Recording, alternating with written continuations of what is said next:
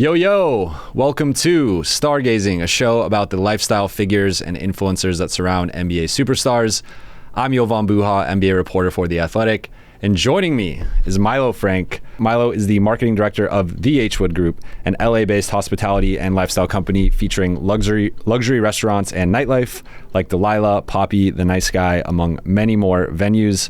Milo, my man, thank you for being here. Thanks for having me. It's your first podcast? This is my first podcast. I appreciate you doing this. Hopefully I don't tank, so let's see what happens. So let's start with an easy one. How and when did you fall in love with basketball? Because I know you grew up a hooper, and that was something we bonded over when we first met. So what's your relationship with basketball?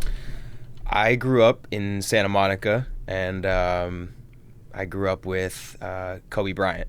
So when he was drafted was really like the year that I kind of fell in love with basketball. I was 7. And every day at school, just it became my lifestyle, right? My mom would watch games and record them and give me updates, while I was out of the house. And so basketball quickly became my life.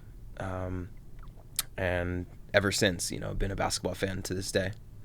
And then you have an interesting relationship with Baron Davis. How did that come about? What's the backstory with that? Yeah, so when I was 9, I think that was my first year, was Baron's rookie year, 99-2000.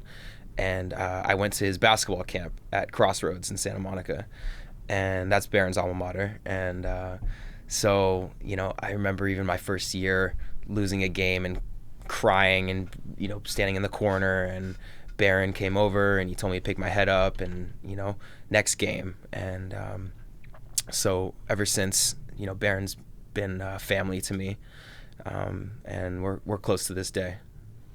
That's cool. Not many people, because I feel like I did basketball camps when I was younger, but like you meet the athlete, but you might talk to them for a little bit, but you don't form that bond with him. So that's cool that you guys have had that lifelong bond. Yeah, Baron's camps were in Vegas, Santa Monica. He was all over the place, and so I traveled around and made sure to attend everything possible. He's my coach. I played on his travel team growing up, so Baron is an amazing mentor, and he's doing a lot in the tech world and basketball world still, and I want the best for him always. And then how did you get involved with the H.Wood Group? So let's see. I was in college, and my business teacher reached out to me, and he said that his son actually was running one of our venues in Santa Monica called Shore Bar, and that there were maybe some opportunities for me to get involved. And so I took a couple nights and just hosted a few groups. And this is not, I'd never done this before. I was a student, and so I decided to try it out and did a few nights and did a few events. And actually, the day after I graduated, my mom passed from breast cancer. And so I was sort of left, like literally graduating college, life changes, right? And so it was sort of like a make or break moment for me, like having to figure it out, sell my apartment, sell my car, find new places, find a job. And so I was sort of broken for, 6 months.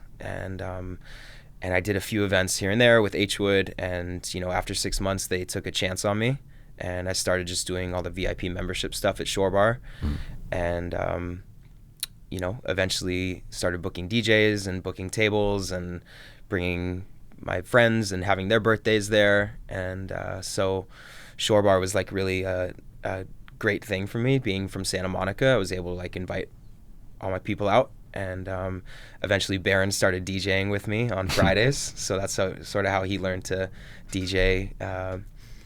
And anyway, just very, very thankful for the opportunity that they gave me to start. I feel like there's no blueprint for how to throw a good party or event, right? Like it's kind of a feel thing. You just kind of figure it out. So how did you approach, because they kind of throw you a bone, right? And they're like, hey, throw a couple parties for us, and we'll see how it goes. How do you prepare for that? Like, what did you talk to somebody? Are you looking up YouTube videos of how to throw up? Like, how'd you approach that? Yeah, my experience came from throwing house parties. Like friends and I would throw parties, for Halloween or New Year's, and we just thought it was fun. We'd just get a kick out of it. I would DJ from my phone, from the iPad, and and we just had a blast with it. But I had no actual experience in throwing a real party and how to throw a party in a venue and what it takes with a bar and with food and all of the things that go into it, DJ. But really it comes down to a vibe, right? It really comes down to energy, and it's putting pieces together, right? So it's, hey, let me throw your birthday mixed with this DJ, mixed with this other group, and good drinks. It's just like you have to find like a good middle ground for everything, right?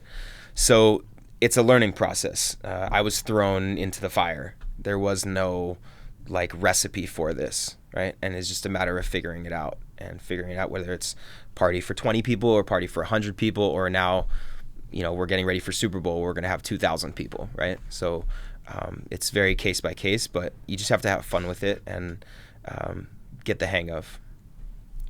Now, you're currently the director of marketing. What are your responsibilities and what goes into being successful in that? Yeah.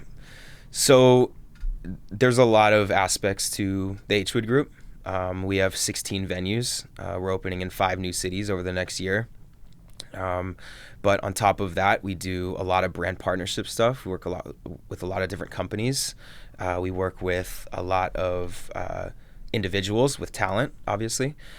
So there's many aspects to it, right? The day-to-day is overseeing the social media and the email blasts and the PR and the brand partnerships and, what's upcoming and food collaborations, drink collaborations, all of that goes into it. But, it's really being good with people. It's really what it comes down to, is people skills and communicating and making sure people are comfortable and happy and they're getting something out of, right? So my day-to-day is ever changing, right? I'm at the office during the day, and then at night I'll be going from venue to venue, sometimes hit 5 or 6 venues in a night to check on the party, whether it's at Nice Guy and there's a dinner party, or Harriet's and there's a cocktail party, right? Or at the clubs at Bootsy and Poppy, we always have a hip-hop artist or an R&B singer, or any, so every little piece is really important. And the biggest thing with hospitality is attention to detail, because there's so many little things that are going into it, and so many birthdays and reunions and anniversaries, and you really have to cater to people's specific needs on any given night. And that's kind of what we take pride in. So how do you approach that in terms of, like, do you have a calendar with like every person that's relevant's birthday, and you got to kind of keep track of that and reaching out to people, or like you're just texting people all day and having all these different conversations? Like, is there a strategy behind it? Do you just vibe it and say, like, I haven't talked to this person in a little bit, let me check in with them? Like, how do you keep in touch with all these people? Because it sounds like that's a big part of your job. Yeah. So when I started, it was literally reaching out to people on Facebook, right? And you know how in Facebook, like at the top right corner, there's like so-and-so's birthdays today. Yeah. So like I would see that and I'd be like, hey, happy birthday. What are you doing today? This is the Facebook era, right? Mm-hmm. So it's different now. But even so, when I know somebody's birthday is coming up, right? Or a friend's birthday, right? I put it into my calendar and make sure that I have it saved sort of forever, because it's important to me, and it's important. It's the biggest day of the year for them. So definitely birthdays are like critical, but yeah, it's a constant reaching out and being in contact, right? I mean, when I wake up in the morning and see text messages, there's a constant conversation going on, and there's all different things that people need to celebrate. And especially in LA with entertainment, there's the launching of a new album or a new show or movie, and so keeping an eye on everything is really important. We're very meticulous, especially with our friends, of like, what they have upcoming and how we can help type thing. So yeah, there's no right way to do it. My brain fortunately works in a great way where I'm able to keep track of a lot of these things. But also my calendar is really important, and looking back on former events and last year, and different birthdays, and if they go well, and all of those things go into account. So there's no right way to do it or a real recipe. I am a firm believer in writing as much down as possible. I think the more notes you have, the more efficient you'll be. So I do my best to put everything, in my calendar that's important. I read in an interview that you did that you growing up weren't a big social person, weren't a big partier, but now that's your life, right? Like you're in the nightlife restaurant business. So how has that changed maybe your personality or just your interest in nightlife, or because it is, at the end of the day, you know, it is a job, maybe it hasn't changed at all and it just kind of is business? Yeah. I was a straight edge growing up through high school. I was a basketball player, right? So like I played a year in college and didn't partake in any extracurriculars. I was very basketball focused, right? Which helped me in a lot of ways get through school the right way, and you know, taking care of my mom and all of that stuff is like very important at the time. So now it's ironic that sort of I'm in this, you know, hospitality and different world, which is great too, because there is a stigma about that world, right? And it is sort of like the party scene, if you will. And so I really like the intersection between sports and party. I think that there is this middle ground, right? And I think that you can enjoy it just as much if you're a basketball player and you're not able to hang out and drink, or you know you're during the season, you're on a specific diet, you can't necessarily eat pizza, right? That we do make it comfortable for you to come and have a salad and listen to good music, right? Or whatever. Yeah. I think those things are important, and like there is a good intersection. So I don't remember initially your first question. Well, just if that's changed, maybe that you are more of a partier now, or I guess, yeah, like how that's just kind of evolved and maybe not growing up that way, but then going into a job that kind of asks that. Yeah. To some extent. So I was an athlete growing up, and because of that, I have a certain discipline, right? That's like built in. And so, that's really what's molded me as being an athlete and being a disciplined athlete and going to practice every day and going to the Santa Monica stairs every day, and all the things that go into being an athlete. You can take that and put it into anything else in your life. So being an athlete has molded me in many ways, as has being in hospitality. But what really shaped me as a human, as an adult, is my discipline from sports. You guys work with a lot of celebrities. Did you ever get starstruck kind of when you were first starting with the H.Wood group? How long did it kind of take you to adapt to being around so many, you know, celebrities and texting them and setting them up and different stuff? Like, you know, I guess, was there a transition period for you, or were you just like right away kind of cool with things? Yeah, I grew up in LA, so it's fair. Sort of used to it. And you know, whenever I would say, yeah, I'm from Los Angeles, people are like, oh, like, do you see celebrities around? And it's like, yeah, you know, but that stuff doesn't matter. That stuff comes and goes, right? So for me, it comes down to, is this person a good person, and are they genuine and loyal and honest, right? With anybody, with friends, with family. So to answer your question, like, I've never been the type to really get starstruck. I'd say like meeting Kobe at a young age is definitely like when I was starstruck moment, you know. But at this point, no, I treat everybody the same, and hopefully they do the same thing. But when did you meet Kobe? Was it at like I met Kobe in 2008. So you know that commercial when he jumps over the Aston Martin? Yeah. So my stepmom directed that, and wow. I was fortunate enough to go on set and hang out with him, and you know, that Aston Martin moment, although it was computer generated. I was gonna say, so can you set the record straight on that? So a lot of people think that Kobe actually jumped over an Aston Martin, which he did not. But yeah, I was there. Looked like it. Yeah, well, they were testing out the Aston Martin. It was on the roof of a big building downtown. They were testing out the Aston Martin, driving, you know, 0 to 60 in 3 seconds down a parking lot, right? And so I just remember sort of watching the whole thing and being like, oh my God, like, is Kobe really going to do this right now? You know? And he was the best guy ever. Just that's awesome. Yeah. So what, in your opinion, is the key to good hospitality? why do you think so many athletes and celebrities feel comfortable and safe going to H.Wood venues versus, other places, or just in general, kind of how do you view the hospitality business and what makes a good night out for somebody? Sure. So we really take pride in, there's a few things. We really take pride in taking care of people's needs from start to finish, right? So if it's setting up hotel rooms, setting up dinners, anywhere, all over the world, right? That's what we do. And so we want people to feel comfortable. So if that means going through private entrances or anything in the nature, like, we know how important it is. And so that's really what we are very careful about, is protecting people, right? So for instance, Nice Guy and Delilah are both no photos, right? You can't take any photos inside. And we just like to keep it that way because it's almost a safe space for people. Mm-hmm.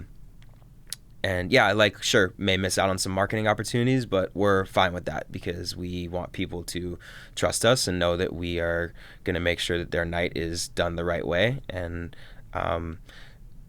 without paparazzi, without people flashing in their face. Like, nobody wants that, So that's a really important part for us. But yeah, attention to detail is the biggest thing. It's really like, hey, we know all of your dietary restrictions. We know exactly what you like for dessert. We know exactly where you want to go next. Like, we have a spot for all of those things, right? And so fortunately we have a bunch of venues where we can choose from, and we know we can say, hey, like, is this the vibe that you want? Do you want to do a nice night at Delilah? Do you want to do a cocktail thing at Harriet's? And it's sort of like, we keep it very like intimate, but we want everybody to have something tailored to their needs in a night. Is there a hierarchy for you guys in terms of, like, let's say celebrity X books something and maybe a bigger celebrity like last minute, like, wants to book the same thing, or it's, like, how do you approach maybe problem solving some situations that might arise in terms of this person wanting this and maybe someone else wanting it, and kind of how you decide who to give it to or who to, in that moment? Sure. So as I mentioned, we treat everybody the same. All of our customers, whether we know them or not, we treat everybody exactly the same. And we want everyone to have a great experience. Doesn't matter what your title is or what movie you just starred in. Like, it goes across the board. Customer service has to be the same for everyone. Having said that, we have 15 venues, and for that reason, we do have a ton of options for everybody, right? So if a venue is rented out by whatever company, we are able to send somebody somewhere else, have another option for them, which is nice. Or if you want to go to one place and you want to stop by another place and then go to the third place, the last, end of the night, that's an option too, right? So I think it's critical to cater to people's needs, but at the same time, you have to do it gently and make sure that everyone's treated fairly, right? Mm-hmm. Do we have friends who are celebrities and athletes? Of course, we have people who we take care of, but our motto is really treat everybody the exact same. Let's say I'm an NBA player and maybe we're friends. So let's say it's a Monday and I hit you up and I say, hey, I'm coming in town, gonna have an off day on Friday night. I want, can you help set me up with a Friday night with the H.Wood venues? What's your, like, how does that get set up, and kind of what would that look like in you designing maybe like the perfect Friday night out for somebody? Sure. There's a lot of ways to do it. Fortunately, like, we have our hand on the pulse at all times, so we know what's going on at every venue, whether it's an H.Wood venue or not, every night, right? So it can tell you, like, hey, this party is going to be great. This party might not be so good tonight, but it'll be better the next night, that type of thing. So, it's really just a text message. It's really just to say, hey, like, I want to do this. I have a friend's birthday and we want to have a blast and eat pizza. And great, let's go to Nice Guy and I'll put 10 pizzas on the table, or, we want to go listen to some great music, or The Weeknd's album just dropped, we want to go listen, like, cool, go to Delilah. So it's those types of things, and we're very good about knowing what's happening, like I said, all over the place, and so that's sort of like what we do. But yeah, I mean, you know, on a Friday, my suggestion is always like, hey, go to Nice Guy, have a pizza, go to Delilah, you know, grab a drink at the bar, and then you can go out to Pop Your Bootsy and spend the rest of the night there. And we're gonna, fortunately, fingers crossed, have another club in the next year or two, have a couple more restaurants, and you know, some more options for people on Fridays. Let's talk about Delilah for a second, because I feel like all of your properties are well known, but there is something about Delilah where I feel like it's kind of transcended. Like it is very popular in pop culture, and people just kind of talk about it with a certain reverence. What do you think it is about Delilah, right? Because it gets the Drake shout out, you know, multiple times, honestly. And, you know, it just feels like that there's this buzz and hype around it, more so than really like any other, like, you know, social place, right? Like it just feels like it's at this certain level. So what is it about Delilah that you feel like, you know, kind of creates that hype? Mm-hmm. Delilah is a very unique thing. It's a supper club, right? So it's a combination of restaurant and club atmosphere, which I think is the perfect combination and makes a nice balance for everybody. Because you don't want to just spend your night sitting at a table at a boring restaurant, and you don't want to just spend your night at a loud club, right? You want this middle ground, and Delilah has hit that sweet spot for a lot of people. So we have a fantastic venue in Los Angeles that's been sort of perfect for that, size-wise, vibe-wise. You know, we've everything from the lighting to the furniture. My boss, John Terzian's done a great job of that.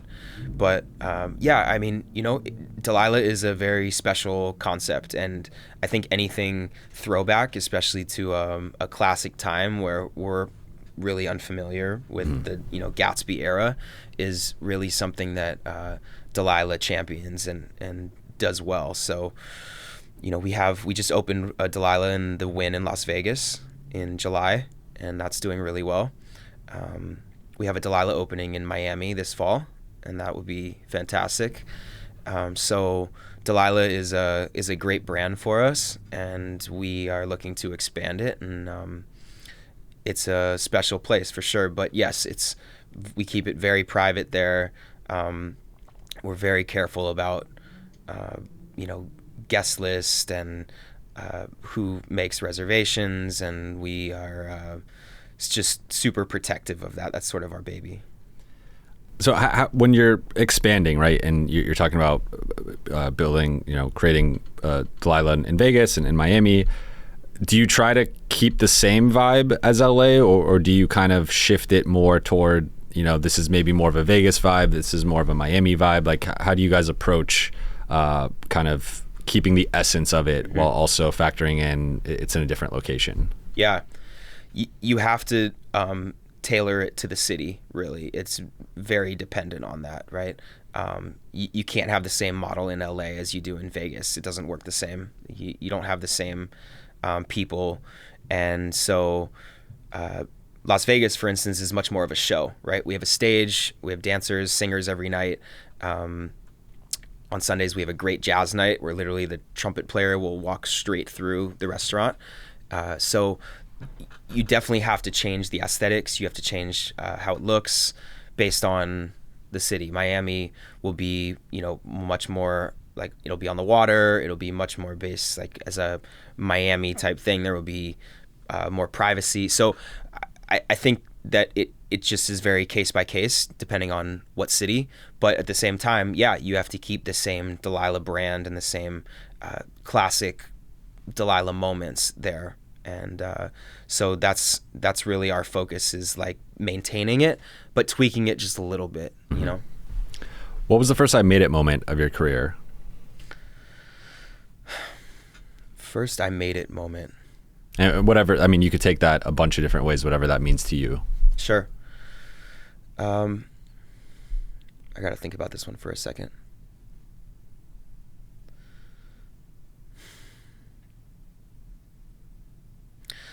Well,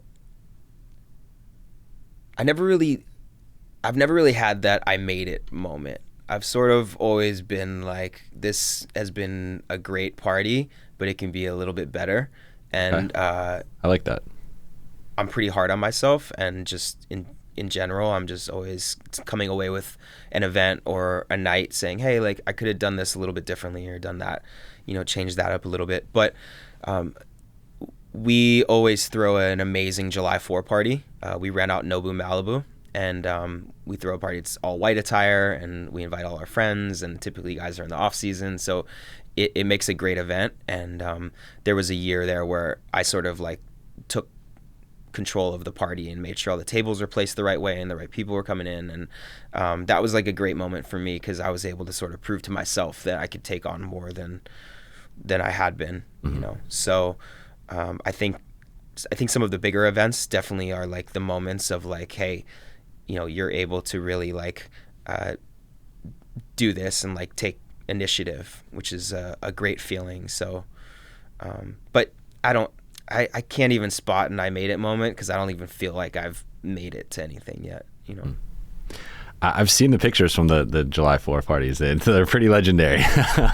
How has the pandemic affected your guys' business? Because I assume whether it was several months or however long, things were shut down, and maybe you could do some catering and stuff, but like it wasn't the same, and it's hard to throw parties and celebrations when there's a pandemic going on and people are losing their jobs or struggling. So like, what was that time period like for you guys, and how have things changed where maybe summer 2020 to like now, kind of that progression? Mm-hmm.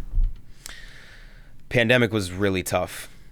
Pandemic was tough for our places, for all restaurants, really. I mean, everything was shut down for a while. And even when it wasn't shut down, it was like a couple weeks, and we were able to, come back with minimal staff, but really it was difficult.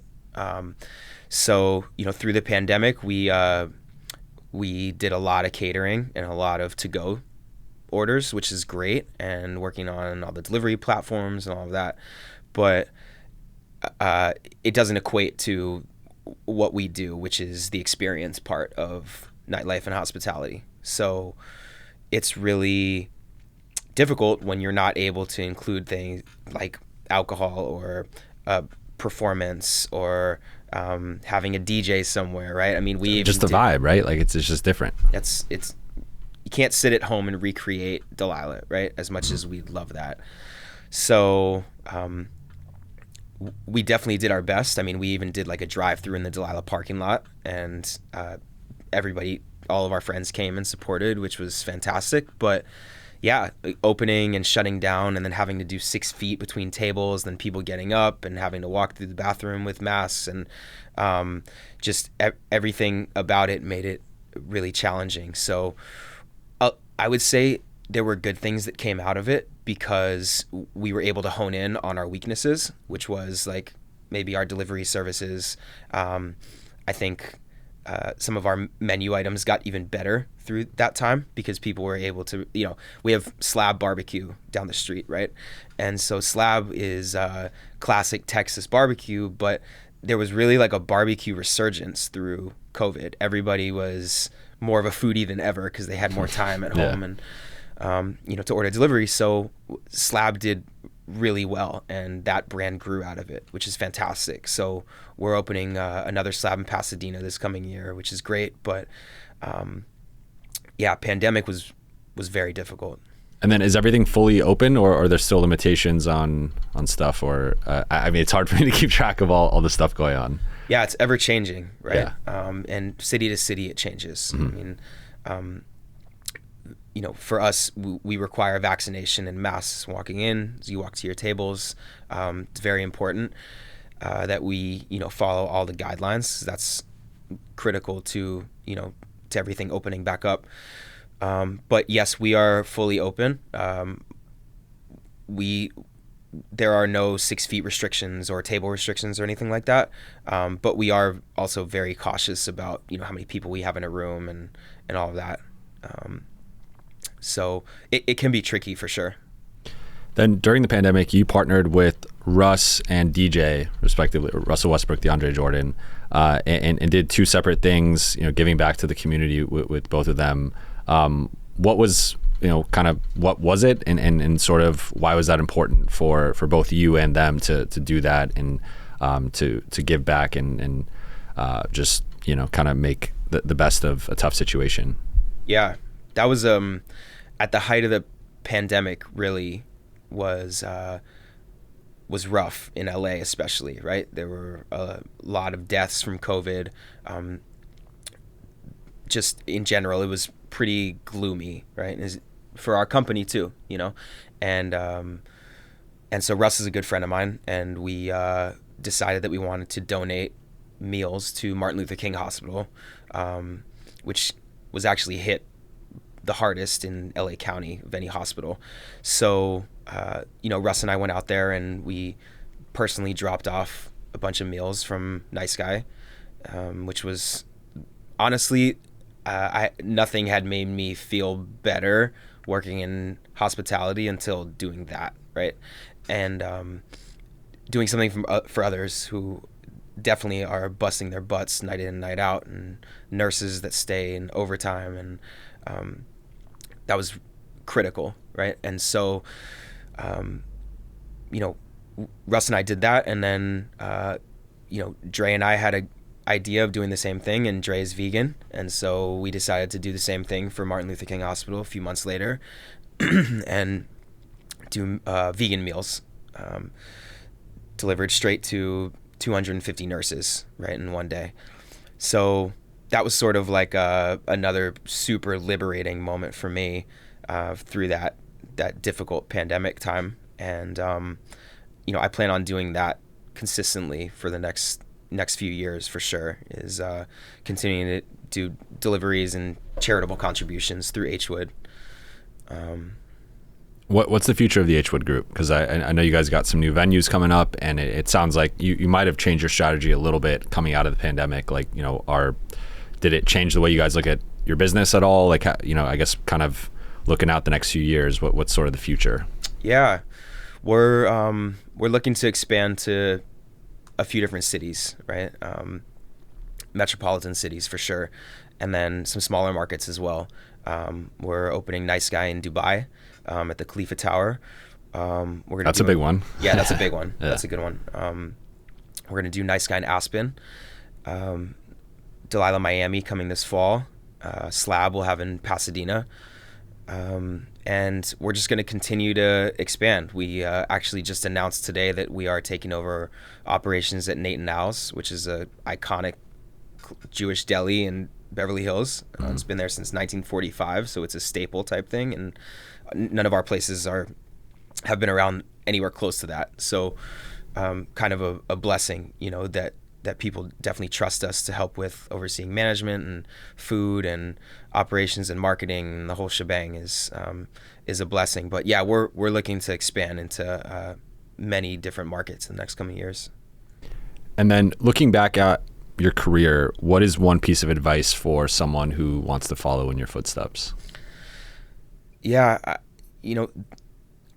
my career so far has been slow and steady. There's nothing that's been a fast rise to anything, right? And so the thing I've learned is really to just stick with it, is what it comes down to for me.